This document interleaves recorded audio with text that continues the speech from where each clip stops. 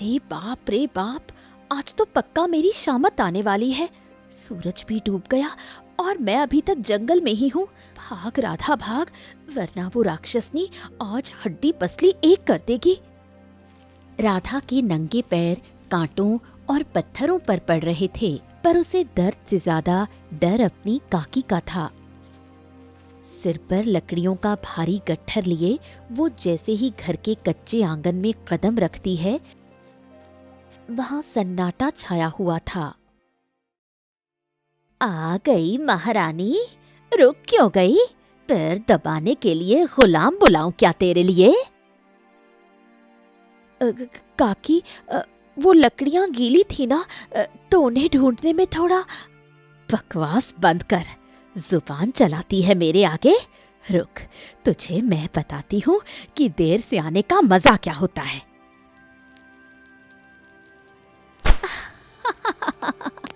वाह माँ, क्या निशाना लगाया है। अरे लाजो, देख तो सही, तेरे डर के मारे पसीने छूट रहे हैं। पिंकी, कम से कम तुम तो समझो, मैं सारा दिन काम ही तो कर रही थी। पेट में चूहे दौड़ रहे हैं, सुबह से एक दाना नहीं खाया। ओहो, सुन रही हो माँ, इसे भूख लगी है, इसे राजभोग चाहिए। अरे ओ अनाथ, अपनी औकात देखी है कभी? आई बड़ी बहन बोलने वाली। पिंकी अपने रेशमी दुपट्टे को लहराते हुए बिंदिया के पास से निकली और उसकी लकड़ियों के गट्ठर को लात मार दी। सारी लकड़ियां कीचड़ में बिखर गईं। राधा की आंखों से आंसू गिरने लगे, पर वहां उसकी सुनने वाला कोई नहीं था।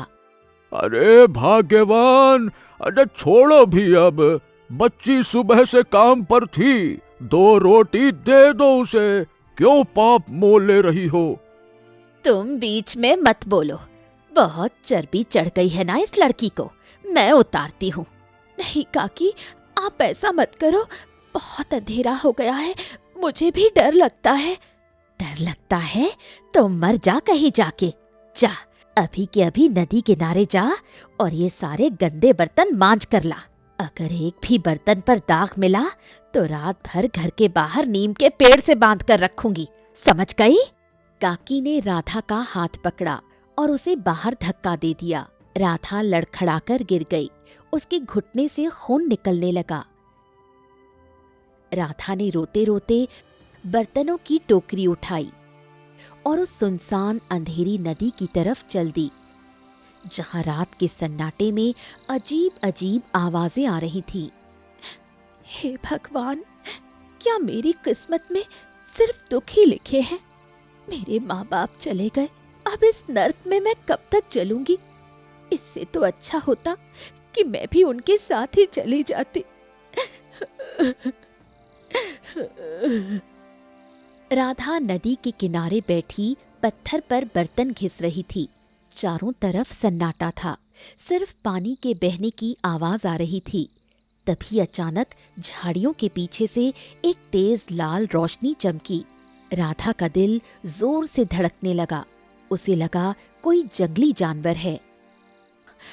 अरे, कौन है वहां? कोई है क्या? जैसे ही राधा ने हिम्मत जुटाकर झाड़ियों को हटाया, उसकी आंखें फटी की फटी रह गईं। वहां एक सुंदर सा लाल कबूतर तड़प रहा था, जिसके पंखों से खून की बूंदें टपक रही थीं और उसकी आंखें जैसे मदद मांग रही हों। अरे, नन्हा सा पंछी, हाय दैया, ये तो खून से लथपथ है। किस कसाई ने तेरी ये हालत कर दी? डर मत छोटे, मैं तुझे चोट नहीं पहुंचाऊंगी। आ, मेरे पास आ। राधा ने अपने दुखों को भूलकर अपने कपड़े का एक कोना फाड़ा और नदी के ठंडे पानी से भिगोकर कबूतर के जख्मों को साफ करने लगी। कबूतर दर्द से छटपटा रहा था, पर जैसे ही बिंदिया के कोमल हाथों का स्पर्श उसे मिला, वो शांत हो गया। अब मैं तुमको ये पट्टी बांध देती हूँ, थोड़ी देर में आराम मिलेगा। काश मेरे जख्मों पर भी कोई मरहम लगाने वाला होता। तूने मेरे घाव धो दिए बिंदिया, अब तेरे आंसू पोंछने की बारी मेरी है। रो मत पगली, तू अकेली नहीं है। अरे बाप रे, भूत, भूत, बचाओ, ये पंछी तो बोल रहा है।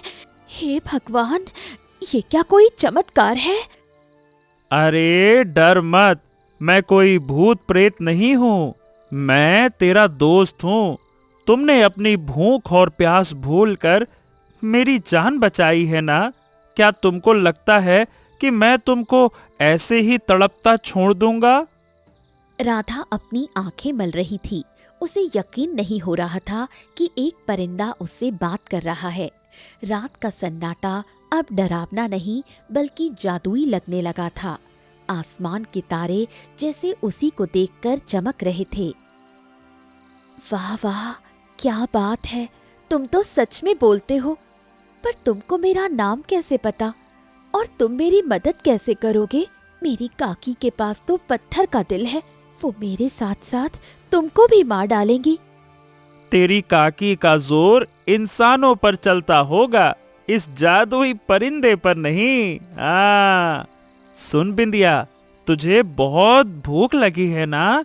चल आंखें बंद कर और जो खाना तुझे पसंद है ना, सबसे ज्यादा पसंद, उसके बारे में सोच। चल चल चल, आंखें बंद कर। क्या सच में? मुझे तो मीठा हलवा और गरम गरम पूड़ियाँ बहुत याद आ रही हैं। मेरी माँ बनाती थी मेरे लिए। राधा ने जैसे ही आंखें बंद की, हवा में एक खुशबू तैरने लगी। कबूतर ने अपने लाल पंख फड़फड़ाए और एक जोरदार रोशनी चमकी। जब बिंदिया ने आंखें खोली तो उसके सामने पत्थर पर एक सोने की थाली सजी हुई थी, जिसमें से भाप निकल रही थी। अरे, ये तो कमाल है! ये पूड़ी, हलवा, मलाई और ये केसरिया खीर, अरे वाह वाह, मेरे तो मुंह में पानी आ गया। क्या ये सब सच है या मैं कोई सपना देख रही हूँ? सपना नहीं बिंदिया, जी भर कर खा, ये तेरी नेकी का फल है।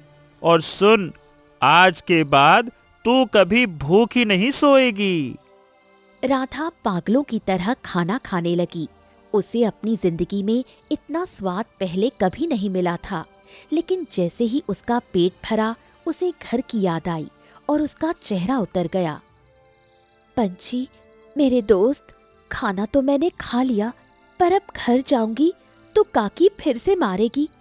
बर्तन भी अभी साफ नहीं हुए और देर भी बहुत हो गई है। तुम फिक्र मत करो, ये बर्तन अपने आप चमकने लगेंगे और काकी की हिम्मत नहीं होगी कि वो तुमको छुए भी। पर हाँ, याद रखना बिंदिया, कल सुबह इस राज्य में एक बड़ा बदलाव आने वाला है। एक ऐसी खबर आएगी जो तुम्हारी किस्मत पलट देगी। कैसी खबर और क्या होने वाला है? वक्त आने पर सब जान जाओगी। बस अपनी हिम्मत मत हारना। अब जाओ, वरना काकी सच में बवाल खड़ा कर देगी। जाओ। बिंदिया ने भारी मन से अपने नए दोस्त को अलविदा कहा। जैसे ही उसने बर्तनों की टोकरी उठाई, वो बर्तन ऐसे चमक रहे थे जैसे हीरे। राधा दौड़ती हुई घर की तरफ भागी।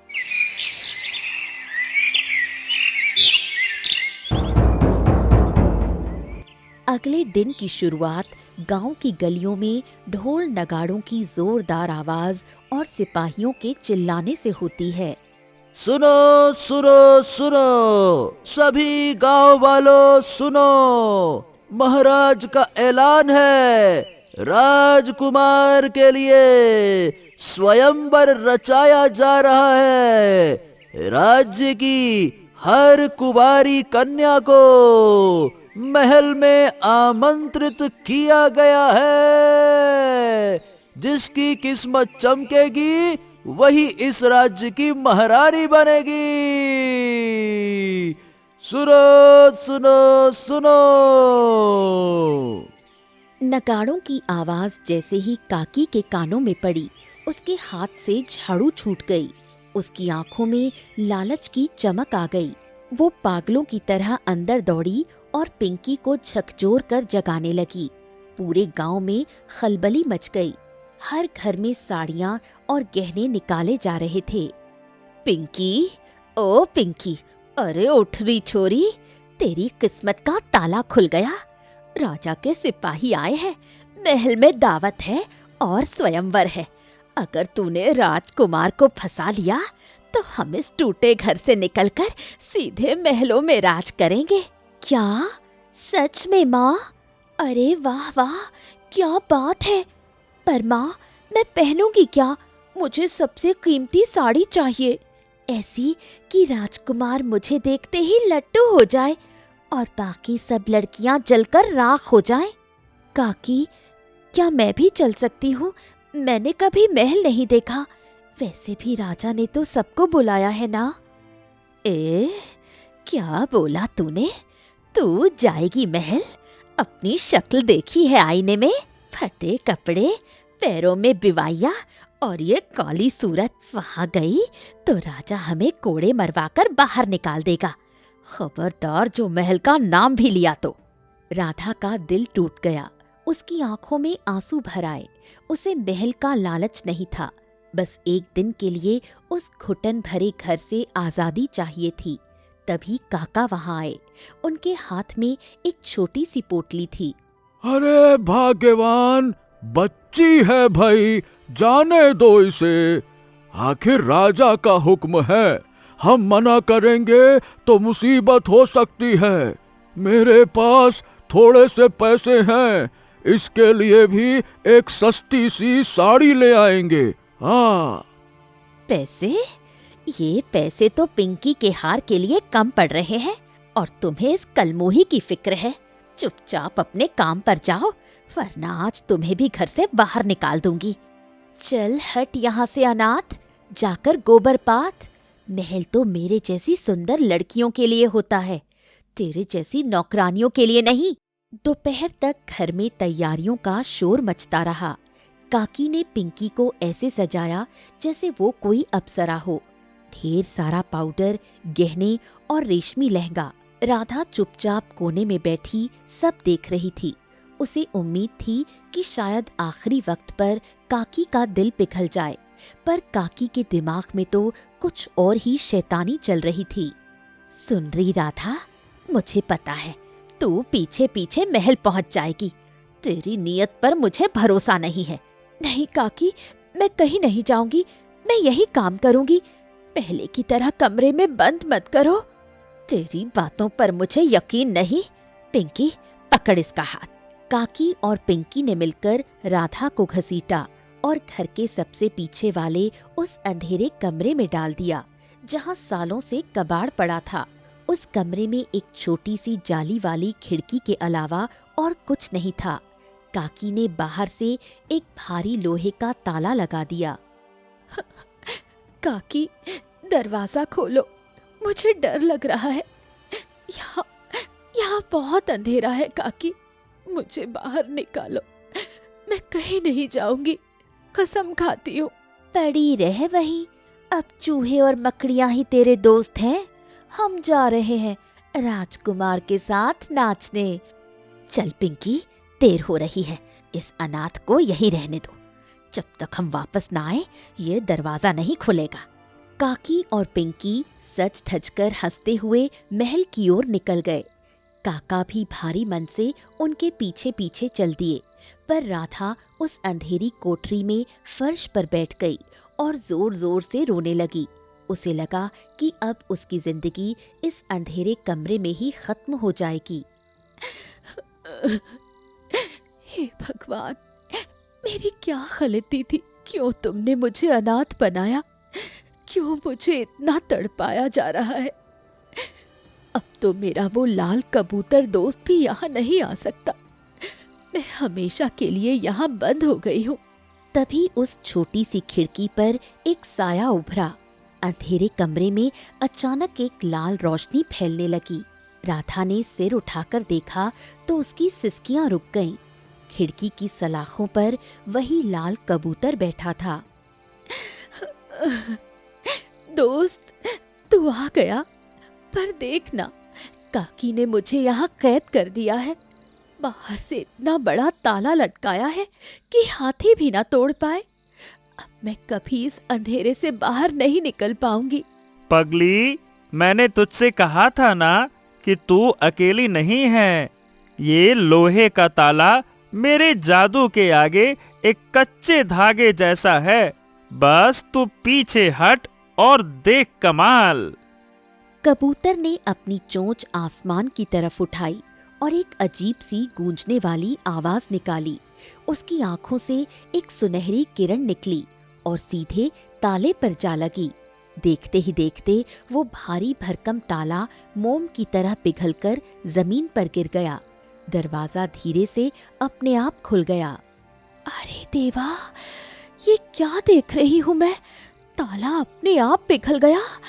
वाह वाह, कमाल है दोस्त, तू तो सच में जादुई है। पर मैं बाहर निकलकर भी क्या करूंगी? इन फटे कपड़ों में महल जाऊंगी तो दरबारी तो लात मारकर बाहर निकाल देगा। जब तक तेरा ये दोस्त साथ है, तुझे किसी से डरने की जरूरत नहीं है।